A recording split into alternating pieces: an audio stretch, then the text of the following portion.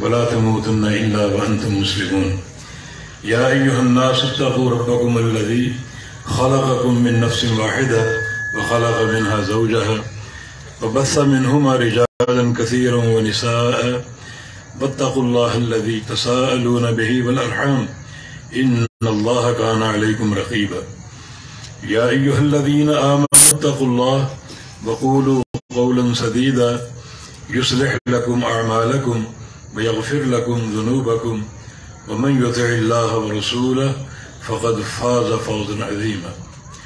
اللهم صل على محمد وعلى آل محمد كما صليت على إبراهيم وعلى آل إبراهيم إنك حميد مجيد.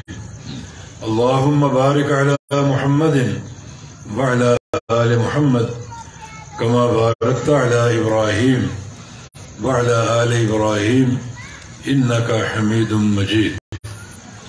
سبحانك لا علم لنا إلا ما علمتنا إنك أنت العليم الحكيم. رب اشرح لي صدري ويسر لي أمري واحلل عقدة من لساني يفقه قولي. أما بعد، فقد حدثنا بطريق السماع والقراءة شيخنا جامع المعقول والمنقول الشيخ حاكم علي الدهلوي رحمه الله تعالى قال حدثنا الشيخ أحمد الله القرشي پرتابگری رحمه الله حاب أجازنا شيخنا شيخ العرب والعجم السيد بديع الدين شاه راشدي رحمه الله تعالى. فقد حدث عن كثير من المشايخ وأبرزهم شيخ الإسلام ثناء الله أمرسري رحمه الله تعالى والشيخ المحدث عبد الله الروبري رحمه الله تعالى. حاب أجازنا شيخنا وأستاذنا عبد الله شجاع بادي حفظه الله تعالى عن شيخه شرف الدين الدهلوي رحمه الله تعالى وكلهم عن شيخ الكل مياں نذیر حسین محدث الدہلوی رحمه الله تعالى. والسند والأثبات بعد شيخ الكل معروف متداول في الكتب. معزز سامعین حضرات، السند إلى أمير المؤمنين في الحديث الإمام البخاري رحمه الله تعالى، وقد قال في آخر صحيحه باب قول الله تعالى ونضع الموازين القسط ليوم القيامة وأن أعمال بني آدم وقولهم يوزن. وقال مجاهد القسطاس العدل بالرومية، ويقال القسط مصدر المقسط وهو العادل، وأما القاسط فهو الجائر. حدثنا أحمد بن إشكاب قال حدثنا محمد بن فضيل عن أمارة بن القعقاع عن أبي زرعة عن أبي هريرة رضي الله تعالى عنه قال قال النبي صلى الله تعالى عليه وسلم كلمتان حبيبتان إلى الرحمن خفيفتان على اللسان ثقيلتان في الميزان سبحان الله بحمده سبحان الله العظيم. حضرت الشيخ الأستاذ المحدث عبد الله شجاع بادي حفظه الله تعالى، والشيخ عبد الرحمن شاہین شیخ الحدیث مدرسہ هذا، اور ہمارے انتہائی محترم ساتھی اور ہمارے کلاس کے ساتھی ریاض میں شیخ محمد شریف چنگوانی حافظہ اللہ تعالی، اور شیخ ڈاکٹر عبد الباسط فہیم حافظہ اللہ تعالی، اور دیگر تمام اساتذہ کرام، علماء کرام، علماء افاضل، اور بہت ہی عزیز طلبہ اور معزز سامعین حضرات، السلام علیکم ورحمۃ اللہ وبرکاتہ۔ وعلیکم السلام۔ کہ آخری باب ہم نے پڑھا اور سنا، یہ صحیح بخاری کا آخری باب ہے اور اس کا تعلق کتاب التوحید سے ہے۔ کتاب التوحید صحیح بخاری کا آخری عنوان، آخری چیپٹر ہے، جس کے تحت 60 کے قریب ابواب ہیں، اور ان سب کا موضوع اللہ تعالیٰ کے اسماء و صفات ہے۔ ویسے توحید کی 3 قسمیں ہیں، توحید ربوبیت، توحید الوہیت اور توحید اسماء و صفات۔ کچھ لوگوں نے 4تھی قسم کا ذکر کیا، توحید حاکمیت، مگر یہ ایک ایسا اضافہ ہے جس کی ضرورت نہیں ہے۔ حاکمیت کی توحید انہی اقسام کے ضمن میں، اگر حکم قدری ہے تو وہ توحید ربوبیت ہے، اور اگر حکم شرعی ہے تو وہ توحید الوہیت ہے، تو اس تکرار کی حاجت نہیں ہے۔ توحید ربوبیت جو ہے وہ 3 چیزوں کا نام ہے، 3 چیزوں کو ماننا، اللہ تعالیٰ کی ربوبیت کو ماننے کے مترادف۔ نمبر 1، اللہ تعالیٰ خالق ہے پوری کائنات کا، ایک ذرے سے لے کر ان آسمانوں کی وسعتوں تک، اوپر جو بھی سیارے جو ہماری نظروں سے اوجھل ہیں، جن کے حجم کو اللہ ہی جانتا ہے، سب کا خالق اللہ تعالیٰ ہے، اور کوئی خالق نہیں۔ یہ بات یاد رکھیں قاعدے کے طور پر کہ پوری توحید 2 بنیادوں پر کھڑی ہے، ایک نفی اور ایک اثبات۔ ربوبیت بھی، الوہیت بھی، اسماء و صفات بھی، نفی و اثبات ہے۔ اور توحید کی تعریف میں باقاعدہ علماء نے یہ 2 شرطیں ذکر کی،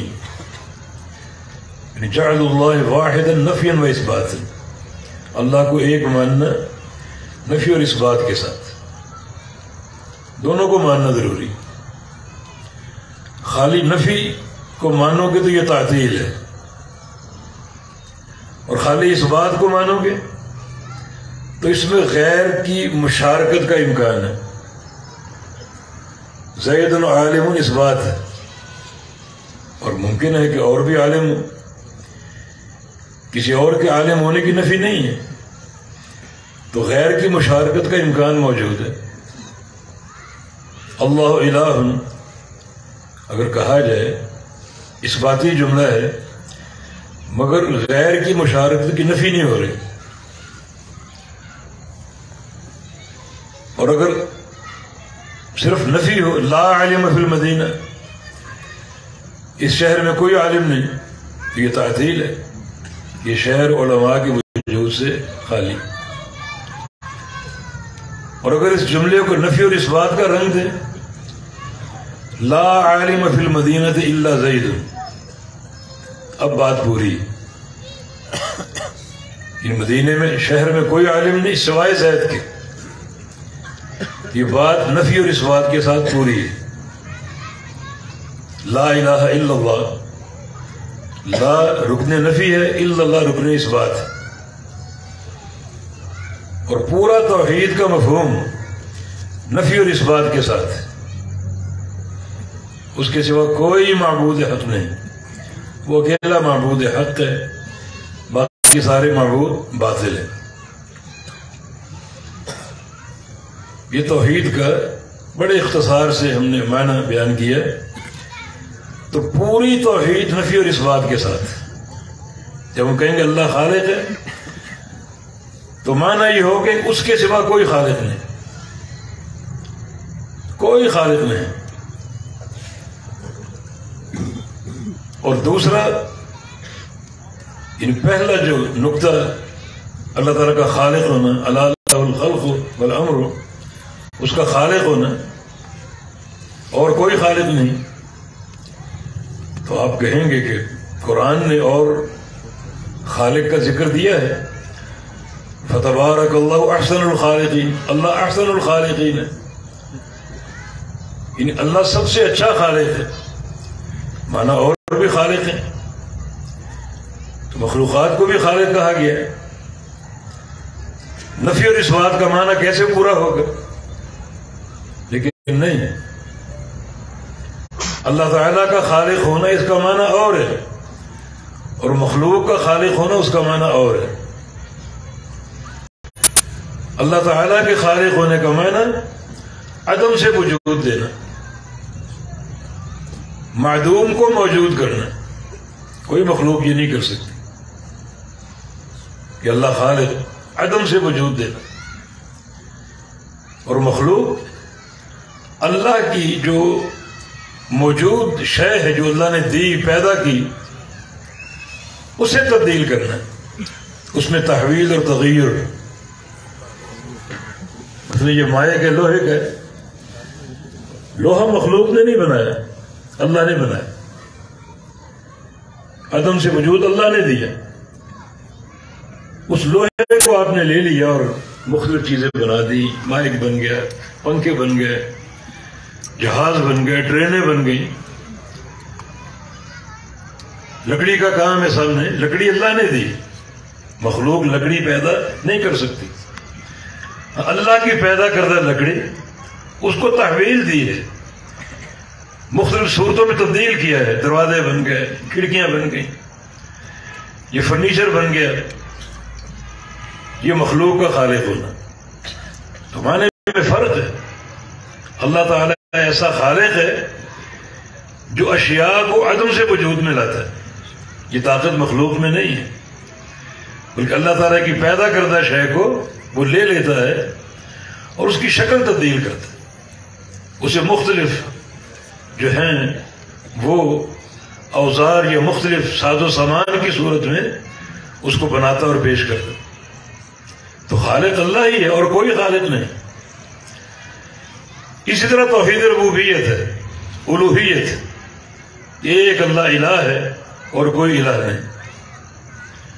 اور اصل انبیاء کی جو دعوت تھی وہ توحید الوہیت کی تھی، ورنہ ربوبیت کی توحید یہ مشرکین بھی مانتے تھے. ان سے پوچھا جاتا آسمانوں کا، زمینوں کا، پہاڑوں کا خالق کون ہے؟ اللہ. یہ توحید ربوبیت ہے، مگر توحید الوہیت کو نہیں مانا. جب پیارے پیغمبر محمد رسول اللہ علیہ وسلم نے دعوت دی، پہلی دعوت اسی توحید الوہیت کی تھی. ایھا الناس قولوا لا الہ الا اللہ، لا الہ الا اللہ کہو. انہوں نے قبول نہیں کیا، رد کیا، انکار کیا، اللہ کی توحید کو ماننے سے انکار کر دیا اور کہا اجعل الآلہۃ الہا واحدا. اس دعوت کا معنی یہ ہے کہ معبود ایک ہی. یہ ہمارے بت کہاں جائیں گے؟ لات و منات و عزا، ان کا پھر کیا کردار باقی رہا؟ آپ کی اس دعوت کو مان لیں تو صرف ایک اللہ معبود ہے، باقی سارے باطل ہیں. بالکل باطل ہے، ورنہ ان کا فہم صحیح تھا، صحیح سمجھے تھے. ان قرآن نے اس فہم کا رد نہیں کیا، یہی فہم. آج کلمہ بولو، لا الہ الا اللہ پڑھتے ہیں، اس کو سمجھتے نہیں، جانتے نہیں. جتنا ظلم نعوذ باللہ اس کلمے پر ہوا ہے شاید ہی کسی اور پہ ہوا. پاکستان کی ایک بڑی جماعت لوٹے بستر لے کر کریا کریا گھومتی. وہ کہتے ہیں اس کا معنی ہے سب کچھ اللہ سے ہونے کا یقین، غیر اللہ سے کچھ نہ ہونے کا یقین. یہ معنی کہاں سے آئے گا؟ ہمارے کچھ دعات بھی غلط معنی کرتے ہیں. لا الہ الا اللہ کوئی مشکل کشا نہیں، کوئی حاجت روا نہیں. یہ توحید ربوبیت کا معنی ہے، اور یہ کلمہ اساس ہے توحید الوہیت کی. ایک اللہ معبود. یہ لا کی تلوار جو ہے یہ چلتی ہے ساری درگاہوں پر، سارے مزاروں پر، سارے جبوں اور قبوں پر. سب کا انکار ہے، سب کا گلا کاٹتی ہے. اور لوگ اس معنی کی طرف نہیں آتے، لوگ ٹوٹیں گے. جوڑ تو توحید کی بنیاد پر، جس جوڑ میں توحید نہ ہو وہ جوڑ بیکار ہے. الحب فی اللہ والبغض فی اللہ، اس کی اساس توحید ہے. من احب للہ وابغض للہ ومنع للہ واعطى للہ ومنع للہ فقد استكمل الایمان. اللہ کے لیے محبت کرنے والے، اللہ کے لیے آپس میں پیار کرنے والے، اللہ تعالیٰ کے لیے مل بیٹھنے والے، قیامت کے دن پہلا صلہ ان پر مرتب ہوگا. جب سارے اولین و آخرین جمع ہو جائیں گے، اللہ تعالیٰ کی ندا آئے گی، این المتحابون بجلالی، میرے لیے محبت کرنے والے کہاں ہیں؟ جو بندے میرے لیے محبت کرتے، میرے لیے ملتے تھے، میرے لیے بیٹھتے تھے، میرے لیے کھاتے پیتے تھے، وہ کہاں ہیں؟ ان کے لیے دو اعزاز، لہم منابر من نور یغبطہم النبیون والصدیقون والشہداء. ان کے لیے نور کے ممبر تیار ہے، میں نے نور کے ممبر بنائے ان کو بٹھانے کی. اتنا قریب بٹھاؤں گا کہ انبیاء، صدیقین اور شہداء انہیں دیکھ کر رشک کریں. اور دوسرا اعزاز، الیوم اظلہم تحت ظلی یوم لا ظل الا ظلی، آج میں انہیں اپنے عرش کا سایہ عطا فرماؤں. پورے میدان محشر میں اس سائے کے علاوہ کوئی سایہ نہیں ہوگا، جو قیامت کی ضرورت ہے. تدنو الشمس حتی تکون علی مسافۃ میل، قیامت کا سورج قریب آتے آتے 1 میل کے فاصلے پر ٹھہر جائے. دنیا کا سورج نہیں، وہ تو لپیٹ دیا جائے گا. شمس کوورت، اسے لپیٹ کر جہنم میں ڈال دیا جائے گا کہ سورج کے پجاریوں اپنے معبود کو دیکھ لو. قیامت کا سورج کتنا شدید ہے، کیا اس میں تمازت ہوگی، کیا اس میں حرارت ہوگی، اور وہ 1 میل کے فاصلے پر ہوگا. یہ سایہ سب کی ضرورت ہے. اللہ مجھے بھی عطا فرما دے اور آپ کو بھی عطا فرما دے. اس کی اساس یہی توحید، اللہ کے لیے محبت، اللہ کے لیے ملنا جلنا، اللہ تعالیٰ کے لیے مل بیٹھنا. ہم یہاں مل بیٹھے ہیں دین کی خاطر. اللہ تعالیٰ اسی حدیث کے تناظر میں اسے قبول کر لے. آمین. اس کے لیے محبت کے فائدے ہیں. وجبت محبتی للمتجالسین فیہ، جو میرے بندے میرے لیے بیٹھیں گے ان بندوں کے لیے میری محبت فرض ہو جاتی. میں ان سے لازماً محبت کروں گا. سبحان. یہ توحید کی جزا اور توحید کی برکت، یہ توحید الوہیت نفی و اثبات. آج جو اس کا معنی لوگ کرتے ہیں اس میں الوہیت اور نفی اور اثبات کا کوئی عنصر نہیں. لوگوں کو کلمے سے، کلمے کی معنویت سے، کلمے کی روح سے دور کرنے والی بات ہے. سفیان ثوری کا قول ہے لیس شیء اقطع لظہر ابلیس من قول لا الہ الا اللہ. اذکار بہت سے ہیں، سبحان اللہ، الحمدللہ، سبحان اللہ بحمدہ، لا حول ولا قوت الا باللہ، لیکن بندے کے جس ذکر سے شیطان کی کمر ٹوٹتی ہے وہ لا الہ الا اللہ. لیکن شرط یہ کہ فہم کے ساتھ معنی کو سمجھے، یقین کامل ہو، تصدیق جازم ہو، سرسری نہ ہو، بغیر فہم کے نہ ہو. اللہ کے بندو، اللہ تعالیٰ کی توحید کی گواہی ہے جو کائنات کی سب سے بڑی گواہی، اور اس کا معنی ہی معلوم نہ ہو، کوئی فائدہ نہیں. ابلیس نے ہم پر وار کر دیا کہ میں تمہاری کمر توڑ دوں گا.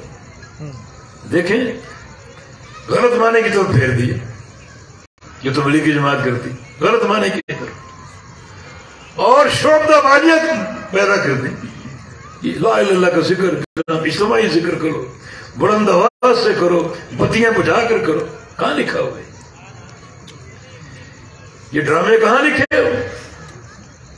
اور ایک ڈرامہ یہ بھی ہے، جب ذکر کرو تو آواز ناف سے نکالو. یہ پتہ نہیں کون سا سسٹم ہے. آواز ناک سے نکالو لا کہتے ہو، اور ناک سے، اور ناک میں سانس روک لو. اور الا اللہ کہتے ہوئے سینے پر ضرب لگاؤ. لوگ ان چکروں میں پھنس جائیں، ضربیں مارتے رہیں اور معنی پر غور نہ کریں. سازش ہے. ابلیس نے تمہاری کمر توڑ دی، تم ناکام ہو چکے. اور کچھ تو یہاں تک زیادتی کرتے ہیں کہ لا الہ الا اللہ کا ذکر تخفیف کے ساتھ اکٹھا ذکر نہ کرو، بڑا جلالی ذکر ہے. 6 مہینے سال صرف لا الہ، صرف لا الہ لا الہ. گمانا ہے اس کا. تعطیل ہی تعطیل، کوئی معبود نہیں، کوئی معبود نہیں، کوئی معبود. قابل قبول ہے؟ 6 ماہ سال الا اللہ الا اللہ الا اللہ. گمانا ہے اس کا. طلبہ جانتے ہیں اللہ کے بہت سے معنی. اللہ بمانا غیر بھی آتا ہے، مانا غیر اللہ غیر اللہ غیر. کون سی توحید ہے؟ کلمے پر ظلم کہ تختی کے ساتھ مکمل ذکر کرنا بڑا جلالی ذکر. سازش ہے اس دین کے خلاف. تو توحید کو سمجھو اور توحید کو اپناؤ. جو کتاب التوحید امام بخاری نے قائم کی، اس کا اصل موضوع توحید اسماء و صفات، اللہ تعالیٰ کے پیارے پیارے نام اور اس کی صفات. امام بخاری کہ محبت عقیدہ کی دلیل ہے. بڑا ٹھوس ان کا عقیدہ تھا، بڑی غیرت والا. ان کا قول ہے کہ سمعت اکثر من 1000 شیخ. حدیث میں میرے 1000 سے زائد استاد ہیں. 1080 تعداد آتی. وما سمعت الا من قال الایمان قول وعمل. اور میں نے ایسے کسی شیخ سے حدیث لی ہی نہیں جو عمل کو ایمان نہیں مانتا. احد الحدیث کی محدثین کی تعریف، ایمان 3 چیزوں کا نام ہے: زبان سے اقرار، دل سے تصدیق اور سارا جسم عمل کرے. یعنی ایمان صرف زبان اور دل تک محدود نہیں ہے. تمہارے کانوں میں ایمان ہو، تمہاری زبان پر ایمان ہو، تمہاری آنکھوں میں ایمان ہو، ہاتھ پاؤں میں ایمان. ان سارے اعضاء کا تصرف ایمان کے تقاضوں کے مطابق، شریعت کے تقاضوں کے مطابق ہو. یہ ساری چیزیں ایمان. امام بخاری فرماتے ہیں جو شیخ عمل کو ایمان نہیں مانتا میں نے اس سے حدیث نہیں دی. یہ ان کی غیرت عقیدہ ہے اور یہ ہم میں بھی پیدا ہونی چاہیے. یہ غیرت عقیدہ ہم میں بھی ہونی چاہیے. امام بخاری رحمہ اللہ، اللہ تعالیٰ کی ایک نشانی، ان کے شیخ قتیبہ بن سعید ان کے بارے میں فرماتے ہیں کہ لو کان البخاری فی الصحابہ لکان علما. بخاری اگر صحابہ کے دور میں ہوتے تو پہاڑ کی اونچی چوٹی ہوتی،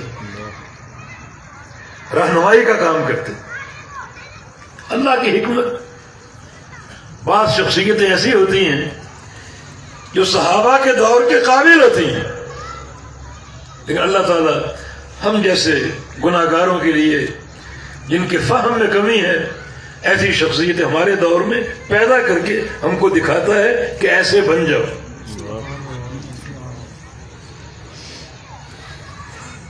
صحابہ کے دور میں ہوتے ہو پہاڑ کی اونچی چوٹی ہوتی، اور اللہ کی حکمت ہے. حضرت شیخ مولانا سلطان محمود رحمہ اللہ تعالی انہوں نے نکتہ بتایا، بڑا عظیم نکتہ. کراچی تشریف لائے، درس بخاری دیا اور نکتہ بیان کی کہ اللہ تعالیٰ نے امام بخاری کو جس دور میں پیدا کیا اسی دور کے لائق تھے. ان کے شیخ کی خواہش تھی کہ یہ ہستی صحابہ کے دور میں ہوتی، اور اللہ کی حکمت ہے جس دور میں امام بخاری آئے 194 ہجری 256 ہجری تک یہ آپ کا دور ہے. اور یہ دور کون سا ہے؟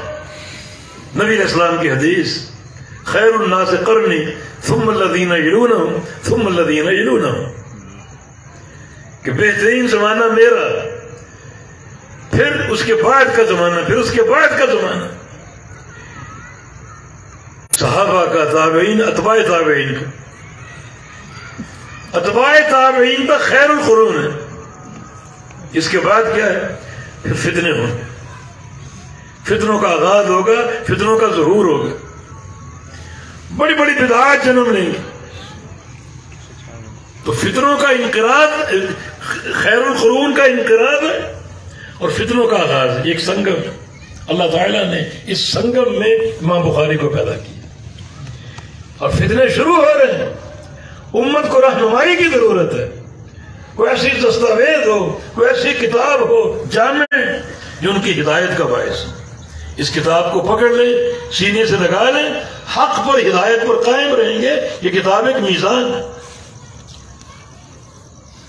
تمہارے شیخ کے بقول وہ دور بالکل مناسب تھا، خیر القرون کا خاتمہ اور فتنوں کے دور کا آغاز. ایسی شخصیت ہونی چاہیے تھی جو امت کے لیے رہنمائی کا کام کرے. اس کے لیے امام بخاری کو اللہ تعالیٰ نے چنا، ان کو بے شمار صلاحیتیں دی. 11 سال کی عمر، محمد بن سلام البیکندی امام بخاری کے شیخ درس حدیث سے فارغ ہوئے. امام بخاری بھی درس سن کر اپنے گھر تشریف لے گئے. بعد میں ایک مہمان آ گئے تو ان کے شیخ نے کیا کہا امام بیکندی نے، لو اتیت قبل لرأیت صبیا یحفظ 70,000 حدیث. 11 سال کے، اگر تھوڑی دیر پہلے آتے ایک بچہ تمہیں دکھاتا جو 70,000 حدیثوں کا راوی. 70,000. یہ بخاری 2 جلدوں میں تقریباً 4,000 حدیث کا مجموعہ ہے. 70,000 حدیث. یہ کتابوں کو اوپر تل نیچے رکھے چھت تک پہنچ جائیں گے. 11 سال کا بچہ 70,000 حدیثوں کا. اب اس کو شوق ہوا کہ یہ بچہ تو دیکھنا چاہیے، اللہ تعالیٰ کی نشانی ہے.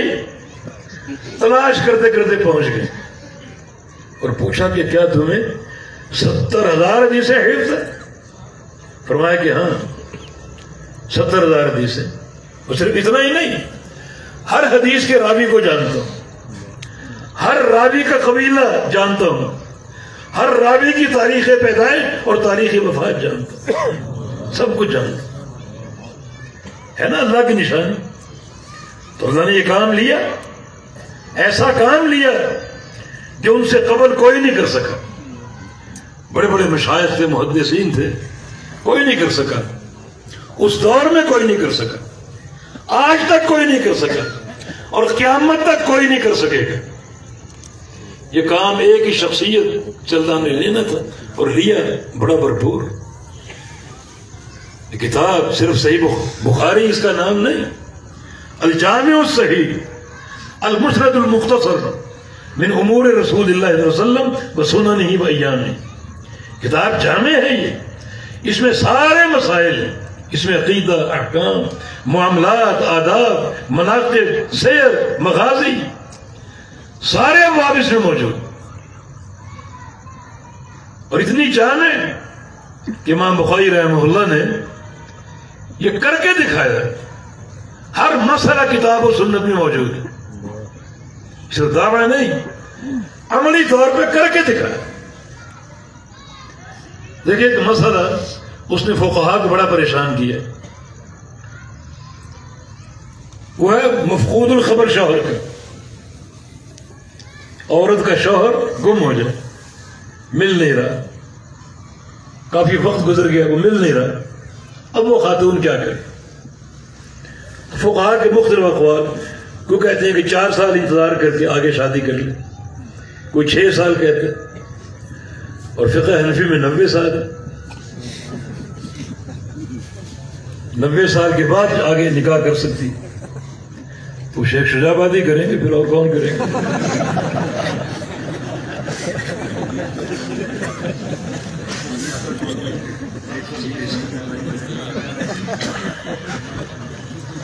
میں تو مرد ہوں، آپ اس سے کریں گے نا.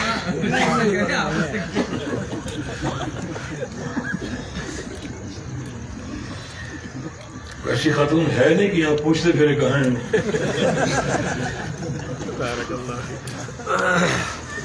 اللہ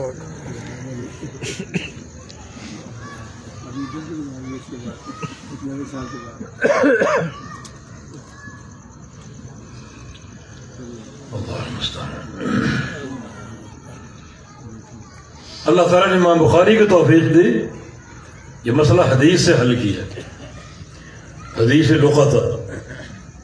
ایک سائل آیا، پوچھا یا رسول اللہ صلی اللہ علیہ وسلم، اگر جنگل میں بکری اکیلی مل جائے، اس کا کوئی مالک بھی نہیں ہے، ریوڑ بھی نہیں ہے، اس کا کیا کریں؟ کہ اما لک اول اخیک اول الذئب، یا تمہاری ہے تمہارے کسی بھائی کی، یا پھر بھیڑیا اس کو چیر پھاڑ دے۔ مانا تم لے سکتے ہو، بکری کو لے سکتے ہو۔ سائل نے سوچا کہ چلو تندور گرم ہے، اونٹ کا بھی پوچھ لوں، اگر گمشدہ اونٹ مل جائے جنگل میں کیا کریں؟ تو آپ کو تھوڑا سا غصہ آیا، خفگی کا اظہار کیا، تمہارا اونٹ سے کیا واسطہ؟ اس کا جوتا اس کے ساتھ ہے، مشکیزہ اس کے ساتھ ہے، لمبا قد ہے، اونچے درختوں سے کھا سکتا ہے، اور بھیڑیا نقصان بھی نہیں پہنچا سکتا، تو اس کا مال ہے، تلاش کرتے کرتے پہنچ جائے گا، اس کو تم کیوں اٹھاؤ گے؟ امام بخاری کا مدعا یہ ہے کہ جب شریعت مطہرہ نے جانوروں کی مصلحت کا اعتبار کیا ہے، بکری ایک جانور، اونٹ دوسرا جانور، بکری کی مصلحت اور ہے، اونٹ کی اور، اسی طرح انسان کی مصلحت کا اعتبار شریعت کیوں نہیں کرے گی؟ اب عورتیں کئی قسم کی، شادی ہوئی، شوہر اس کو باہر لے گیا، افریقہ لے گیا، اب وہاں گھومے ہو، اب افریقہ کا معاشرہ عزت محفوظ نہیں ہے، کفالت کرنے والا کوئی نہیں، کما کر کھلانے والا کوئی نہیں، تو وہ تو ضائع ہو جائے گی، اس کی عزت خطرے میں ہے، اس کی مصلحت اور ہے۔ اور ایک خاتون وہ جو اپنے گھر میں ہے، اس کا باپ اس کے ساتھ موجود ہے، اس کے بھائی موجود ہیں، اس کو کھلا سکتے ہیں، پلا سکتے ہیں، اس کی عزت کی حفاظت کر سکتے ہیں، تو دونوں کی مصلحت میں اختلاف، ایک عورت کی مصلحت اور ہے، دوسرے کی اور، جیسے بکری کی مصلحت اور اونٹ کی مصلحت۔ امام بخاری نے سے استدلال کیا، اگر ایک خاتون کی عزت غیر محفوظ ہے، کوئی کمانے والا نہیں، کوئی کھلانے والا نہیں، تو وہ اس کو مرا ہوا تصور کر کے اپنی عدت پوری کر کے اس آگے کہیں نکاح کر سکتے، اس کو ایک شیلٹر مل جائے، ایک چھت مل جائے، اس کی حفاظت کا انتظام ہو۔ یہ یعنی بندوں کے مصلحت ہے، جو شریعت جانوروں کی مصلحت کو دیکھتی ہے تو انسانوں کی مصلحت کیوں نہیں؟ اشکال یہ ہے، اور اس نے اور نکاح کر لیا، وہ پہلا فنکار بھی آ گیا، پہلا شوہر بھی آ گیا، اب کیا کرے؟ اب اس کو اختیار ہے، اس کو اختیار ہے، جس کے نکاح میں چاہے رہے، پہلے والے کے یا اس دوسرے کے، اس کو اختیار ہے۔ تو بہرحال امام بخاری رحمہ اللہ نے ایک حدیث سے بڑا دقیق استنباط کر کے، استدلال کر کے اس مسئلے کو حل کیا۔ کل العلوم فی القرآن لیکن تقاصر عنہ فہم الرجال، ہمارے فہم کا قصور ہو سکتا ہے، کتاب و سنت کا نہیں، ہمارا فہم اس تک پہنچ سکے یا نہ پہنچ سکے، مگر کتاب و سنت میں ہر شے موجود، ہر شے موجود، ما فرطنا فی الکتاب من شیء۔ اس کے بہت سے معنی ہیں، ایک معنی یہ بھی ہے کہ کتاب و سنت میں ہر شے موجود، ہر مسئلے کا علاج موجود، ہر مسئلے کا حل موجود۔ تو کتاب جامع، امام بخاری رحمہ اللہ نے جتنے بھی ابواب فقہ ہیں یا ابواب شریعت ہیں سارے جمع کر دی، کتاب جامع ہے، اور الصحیح ہے، المسند ہے۔ الصحیح کا معنی صحیح، وہ کہتے ہیں نا اصح الکتب بعد کتاب، یعنی صحیح کی بجائے اصح کا لفظ ہونا چاہیے، دنیا کی ساری کتابوں سے بڑھ کر یہ صحیح، کیونکہ امام بخاری رحمہ اللہ نے جو صحت کا معیار صحیح بخاری کو دیا ہے، صحیح بخاری کے لیے رکھا ہے، وہ کسی اور محدث نہیں رکھا، کسی اور کتاب کو حاصل نہیں۔ ایک شرط ہے حدیث صحیح کے لیے، اور وہ ہے سند کا اتصال، سند متصل، ہر طبقے میں سند کا اتصال ضروری، اتصال کو ثابت کرنا ضروری۔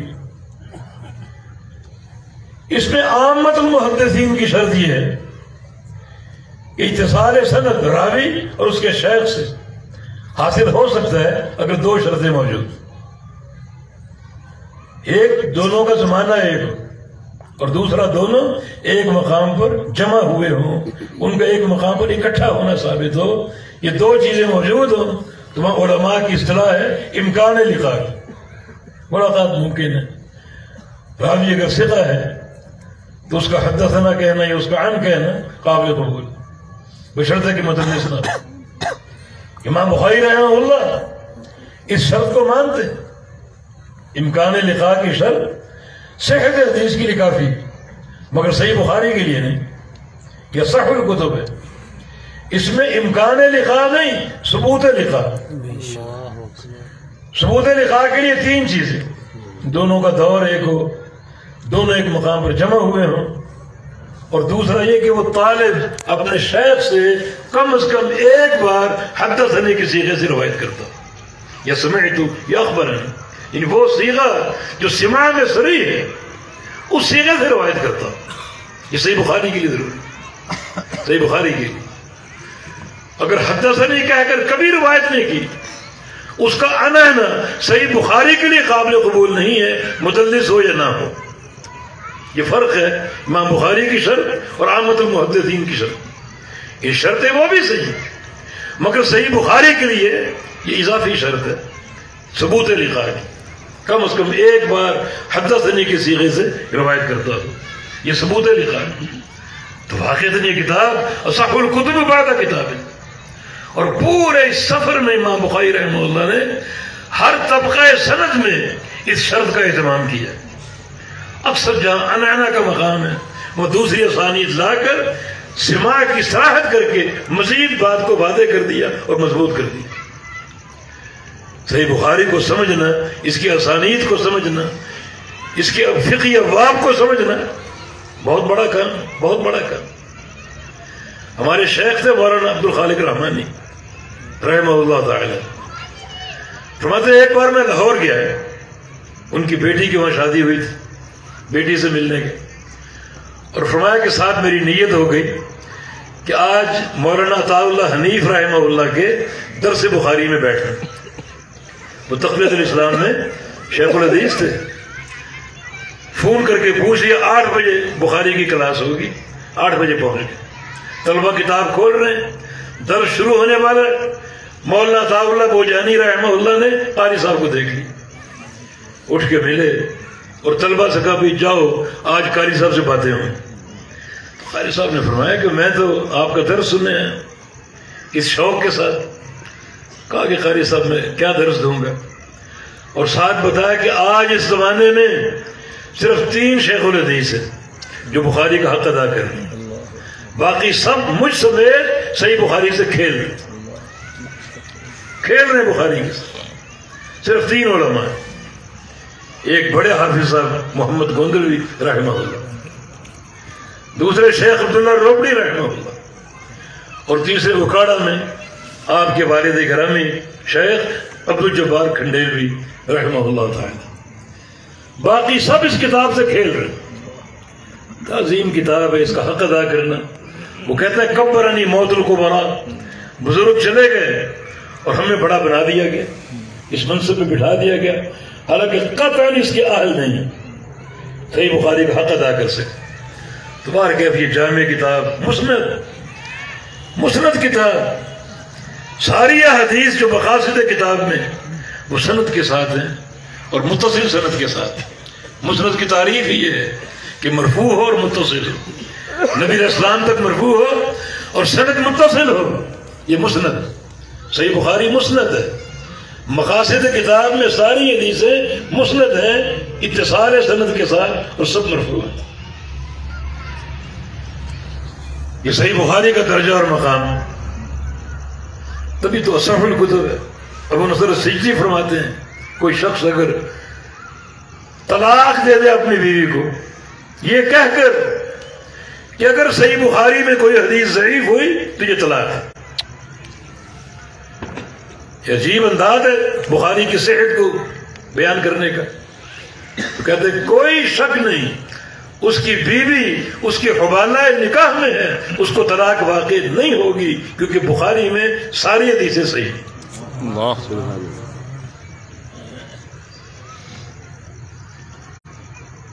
تو یہ کتاب التوحید آخری چیپٹر اور اس کا آخری عنوان باب قول اللہ تعالی ونضع الموازین القسط لیوم القیامہ. اس باب کو منعقد کرنے کے 3 مقاصد ہیں. 2 مقصد، 2 گمراہ فرقوں کا رد. اور صحیح بخاری ردود کی کتاب جہاں حدیث ہے، فقہی ابواب ہیں اور عالی شان تراجم ہیں، وہاں اس کتاب کی خاصیت یہ بھی ہے کہ جو گمراہ فرقے پیدا ہوئے، جو گمراہ تحریکیں اٹھیں منہج محدثین کے مطابق، ان سب کی بے خونی کی ہے. بڑے دلائل کے ساتھ ہر دوسرا تیسرا باب کسی نہ کسی فرقے کا رد ہے. اور یہ بہت بڑی خوبی ہے جس سے امام بخاری مالا مال تھے. نام لے لے کر جرح نہیں کی، بڑے محتاط الفاظ استعمال کرتے، مگر ہر دوسرا تیسرا ترجمہ کسی نہ کسی گمراہ فرقے کی تردید ہوتا ہے. نبی علیہ السلام نے اس فعل کو بابرکت قرار دیا. فرمایا کہ انی عاجد نفذ الرحمن تلقاء الیمن، میں رحمان کا نفذ یمن کی طرف پاتا ہوں. یمن کی طرف. نفذ کا معنی سانس، ظاہری معنی. ایک نفس جان کے معنی میں، ایک نفذ سانس کے معنی. نفس کی جمع نفوس ہے اور نفس کی جمع انفاس ہے. ایک نفیس ہے، اس کی جمع نفائس، عمدہ چیز. تو نفذ الرحمن یمن کی طرف. اب اس پر جو متاولین عہد الحدیث پر اعتراض کرتے ہیں کہ آپ بھی تعویل کرتے ہیں، نفس کا معنی سانس ہے، معنی کرو یہ معنی کوئی نہیں کرتا. لیکن نہیں، نفس کا ایک اور معنی ظاہر ہے، تعویل نہیں. نفس مصدر ثانی باب تفعیل کا، نفث ینفث تنفیسا ونفس.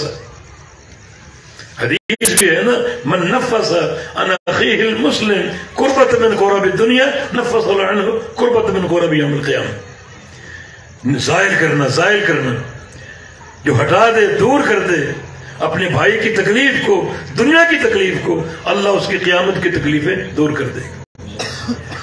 یہ معنی تنفیس، ظاہر کرنا اور دور کرنا. یہاں مراد کیا ہے؟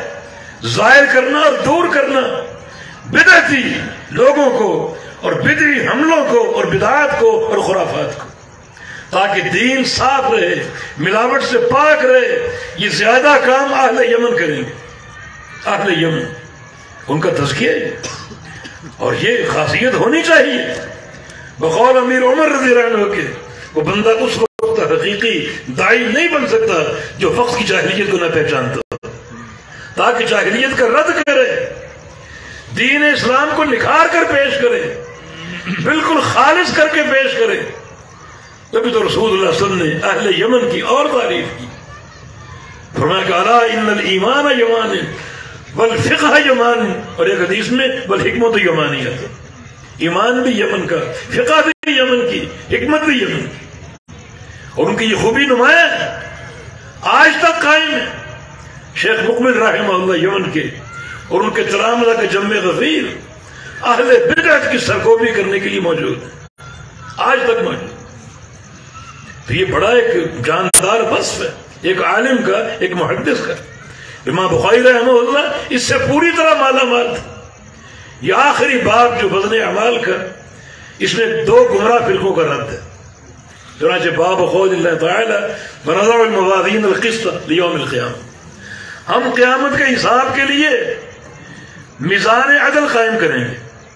موازین جمع میزان کی، میزان کی جمع. اور میزان کیا ہے؟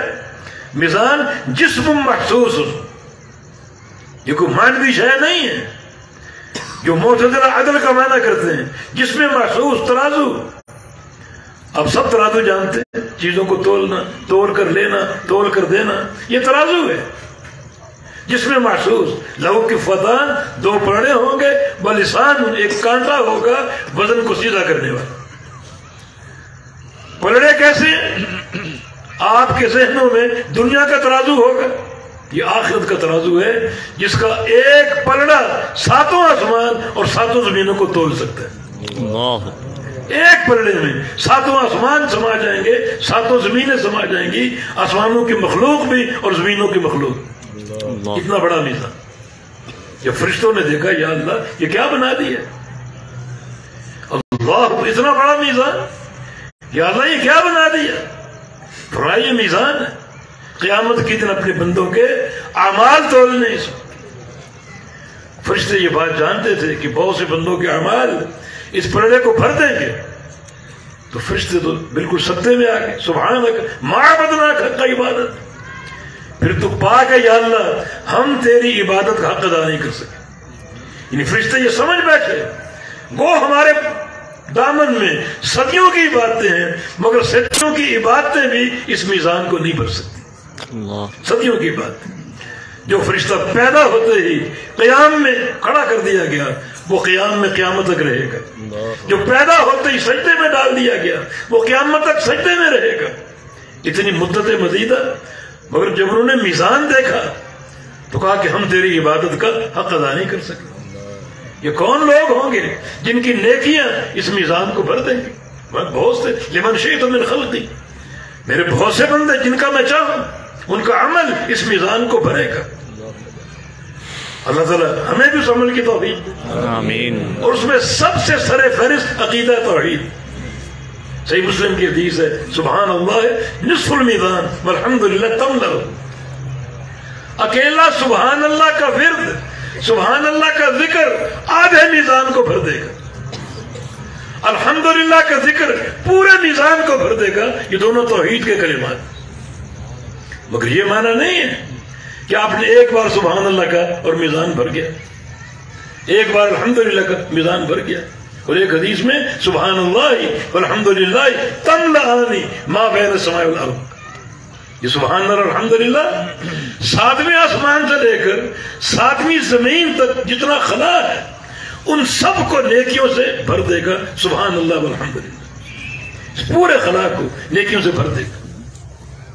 کیا معنی اس کا؟ ایک بار سبحان اللہ کا اور میزان بھر گیا، یہ معنی نہیں. سبحان اللہ ایک عقیدہ ہے، الحمدللہ دوسرا عقیدہ ہے. سبحان اللہ کی اساس تنزیہ ہے، نفی. اللہ کو پاک ماننا ہر عیب سے، ہر نقص سے. اور سب سے بڑا عیب جو اللہ کی جناب میں لوگ منسوب کرتے ہیں اور کرتے رہے ہیں اور کرتے رہیں گے وہ شرک ہے. شرک کا سیدھا معنی اللہ تعالیٰ کی طرف عاجزی اور کمزوری کو منسوب کرنا، سیدھا معنی. شراکت یعنی پارٹنرشپ، تو پارٹنر تو کمزوری کی علامت. ایک کاروبار کرنا چاہیں اس کے لیے 10 کروڑ روپے چاہیے، آپ بس 5 کروڑ. اب آپ کسی پارٹنر کو ڈھونڈیں کہ آؤ مل کر یہ کام کر لیں، تم بھی سرمایہ کرو میں بھی کرتا ہوں، مل کر یہ کام کر لیں. تو مانا کمزوری ہے نا، آپ کے پاس سرمایہ نہیں مطلوب ہے اس کاروبار کے لیے. بعضوں کا سرمایہ ہوتا ہے، عددی نفری نہیں ہوتی. یہ کام ایکسپورٹ امپورٹ کا یہاں میں بیٹھتا ہوں اور باہر آپ بیٹھے ہیں اور دونوں مل کر کام. یہ کوئی نہ کوئی ضعف ضرور ہے، کوئی نہ کوئی عجز ضرور ہے. پارٹنرشپ قائم کرنے کے لیے، کسی کی شراکت لینے کے لیے تو اللہ کا شریک مقرر کرنا معنی عقیدہ ہے آپ کا کہ اللہ تعالیٰ کمزور ہے، نعوذ باللہ، اللہ تعالیٰ عاجز ہے. تب یہ سارے شرکاء اس کے شریک، اس کے پارٹنر اپنے اپنے کام انجام دے رہے ہیں. نعوذ باللہ اللہ کا ہاتھ بٹھا رہے ہیں. یہ سب سے بڑا عجز ہے، سب سے بڑی کمزوری ہے. تو اللہ تعالیٰ کو پاک مانا. سبحان اللہ، اللہ پاک ہے ہر شریک سے. یہ بات آپ ذہن میں بٹھا لو، ہر شریک سے. شرک کا آغاز قوم نوح سے ہوا، اس دور کے شرک سے اللہ پاک ہے. ہر نبی کے دور میں شرک کی مختلف صورتیں رہیں. اپنا عقیدہ بنا لو اللہ اس سے پاک ہے. عیسائیوں نے عیسیٰ علیہ السلام کو الہ بنا دیا، اللہ اس سے پاک ہے. یہودیوں نے عزیر کو الہ بنا لیا، اللہ اس سے پاک ہے. سارے مخلوق اللہ کے بندے ہیں. مشرکین مکہ نے فرشتوں کو اللہ کی بیٹیاں قرار دے دی، اللہ اس سے پاک ہے. پھر ان کے نصب اور یہ بت لات و منات و عزا، اللہ اس سے پاک ہے.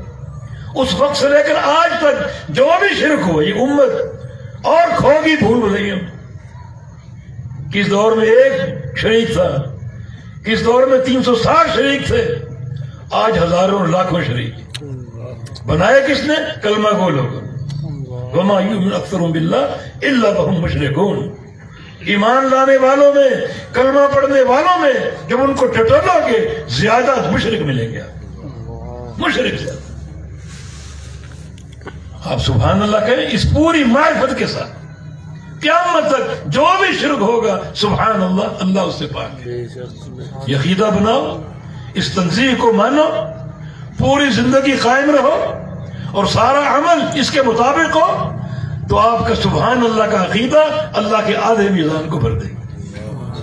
پوری زندگی کی استقامت ضروری ہے، اور باقی آدھا میزان الحمدللہ بھر دے گا، پورے میزان کو بھر دے گا۔ الحمدللہ کیا ہے؟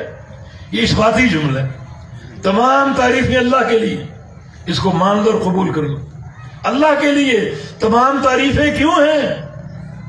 کیونکہ اللہ تعالیٰ کے پیارے پیارے نام، پیاری پیاری صفات اور پیارے پیارے افعال ہیں، اور وہ نام ایسے ہیں، صفات ایسی ہیں، افعال ایسے ہیں کہ اللہ تعالیٰ ان سب میں کامل اکمل ہے، پورے کمال کے ساتھ، کوئی نفی نہیں، کوئی نقص نہیں، کوئی عیب نہیں۔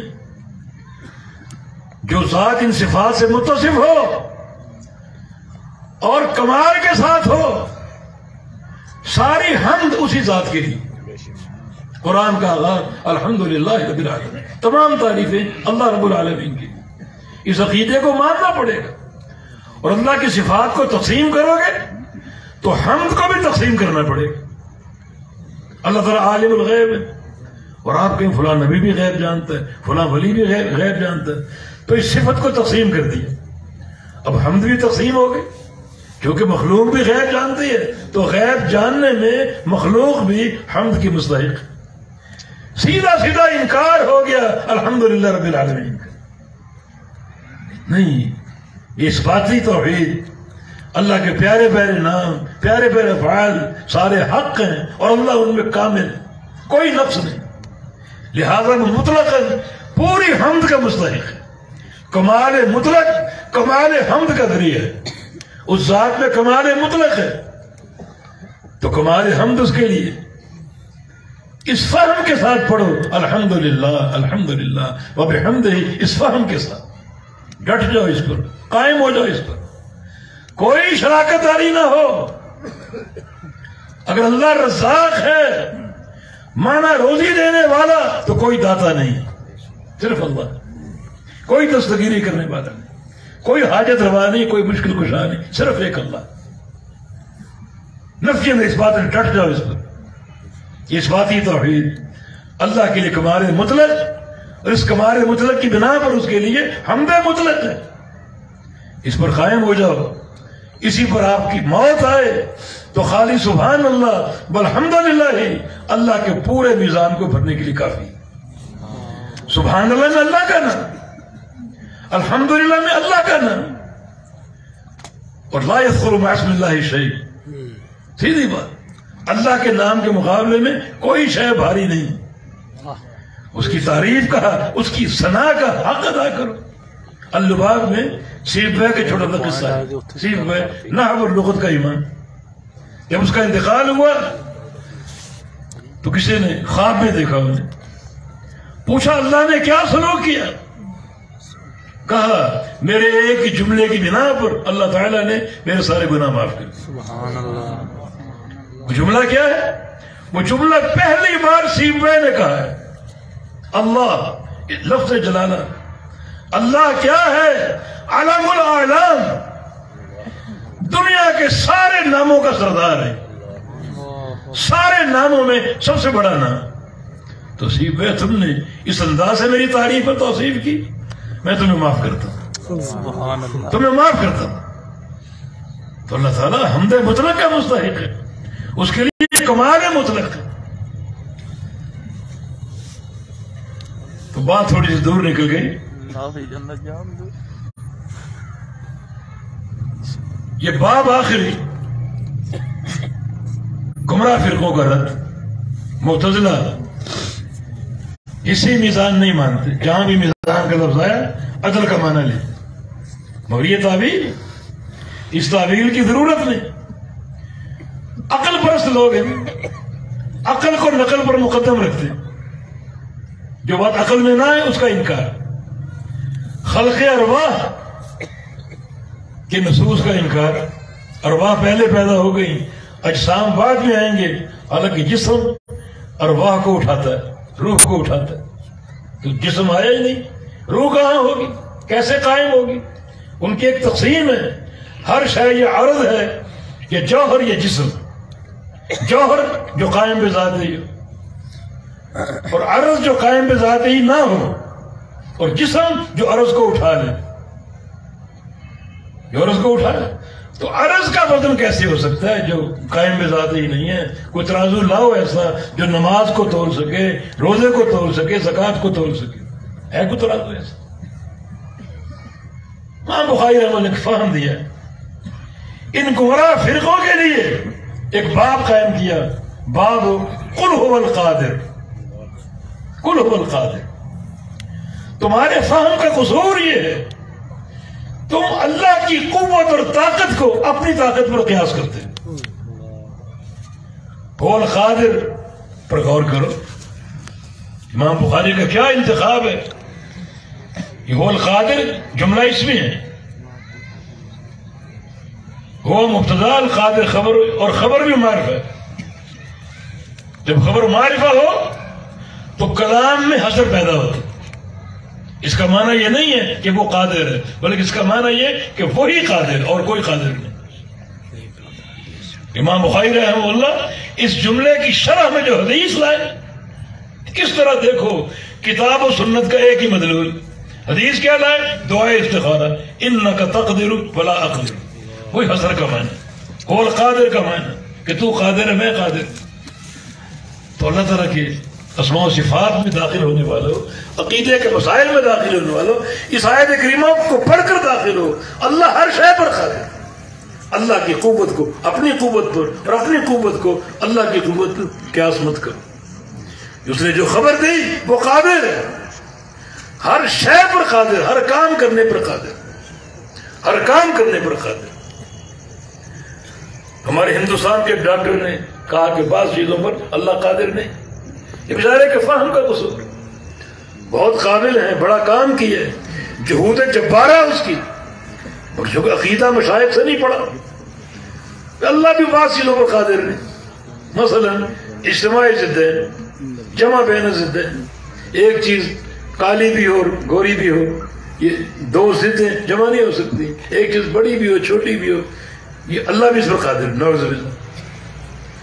علماء سلف نے جو معنی کیا ان اللہ علی کل شیء قدیر کا، اس میں ایک لفظ کا اضافہ کیا، ان اللہ علی کل شیء شاءہ قدیر، اللہ ہر شے پر قادر ہے، جو چاہے وہ چاہے تو جمع بین ضدین بھی کر سکتے۔ دیکھو قیامت کا دن، حشر کا دن 50,000 سال کے برابر، حدیث میں پڑھا آپ نے، بعض لوگوں پر وہ دن یوں گزرے گا جیسے ظہر اور عصر کا وقفہ ہے، ایک دن 50,000 سال کا بھی اور 2 گھنٹوں کا بھی، اللہ کی قدرت ہے، چھوٹا بھی اور بڑا بھی، اللہ تعالیٰ کی قدرت ہے۔ اس پر اور مثالیں ہو سکتی۔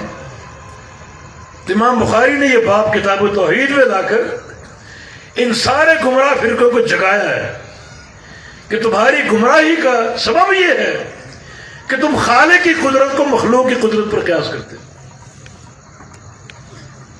ابھی تم اس قسم کی باتیں کرتے۔ جب اللہ نے ایک دعویٰ کی، ایک بات کہی، تو اللہ ہر شے پر قادر ہے، اس کی قدرت پر کیا شک ہے؟ جب اس نے بتایا کہ ہم اعمال کو تولیں گے، اللہ تولنے پر قادر ہے۔ گو اعمال اعراض ہے، ان کا جسم نہیں ہے، عرض ہے، جسم کے سہارے کی ضرورت ہے۔ اور آج انسانوں نے یہاں بھی ترقی کر کے ایسی ایجادات تیار کر لی، ایسے ترازو تیار کر لی جو اعراض کو تولتے ہیں۔ ڈاکٹر کا تھرمامیٹر آپ کی حرارت کو تولتا ہے، آپ کی حرارت کو، حرارت عرض ہے، جسم تو نہیں۔ کسی نے بخار دیکھا، حرارت دیکھی، عرض ہے، جسم نہیں۔ ایسا ترازو بن گیا جو اس عرض کو تول رہا۔ گاڑی میں میٹر گاڑی کی رفتار کو تولتا ہے، 100 کی رفتار چل رہی ہے، 90 کی رفتار، وہ میٹر رفتار کو تول رہا ہے۔ رفتار بھی عرض ہے، تو ایسا میزان بن گیا جو آراز کو توڑ رہا ہے.